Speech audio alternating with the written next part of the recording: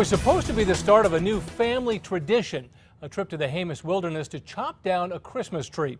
But that trip quickly became a fight for survival. News 13's Jensen has the story. We were just really excited to show him snow and, go out in the woods with him and just kind of start a family tradition. It wasn't long after the Wagner family chopped down their tree in the Jemez wilderness that they realized there was a problem. We're way back in the woods and we're kind of not able to get back over the road. It's a little scary. They were stuck. More than a foot of snow on the ground, no cell service, and 20 miles from help. With the temperature below freezing and falling and only 3 hours of daylight left, they made an impossible decision.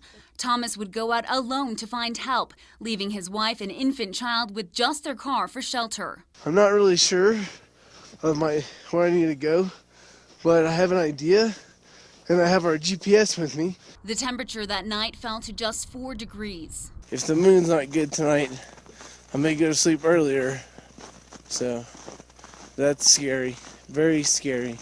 All right, love you.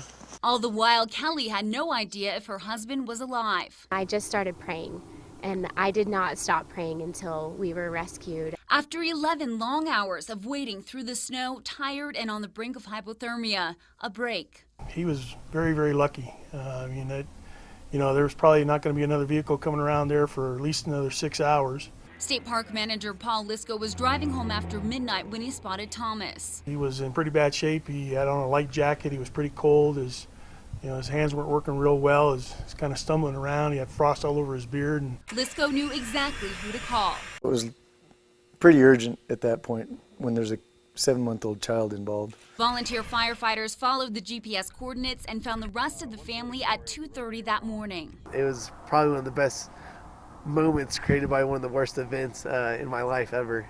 I had written a letter to him when I was sure that he was dead, and I was telling him about all the things that I wish that we could do over again. And now we have a chance to do that. This Christmas, a family humbled, thankful for each other and the people who rescued them. You never know. Life's short, and this is just a reminder of that, to keep the ones you love close. Jensen, KRQE News 13. As for that Christmas tree they chopped down, the family offered it to the volunteer firefighters and this year got one from a store instead.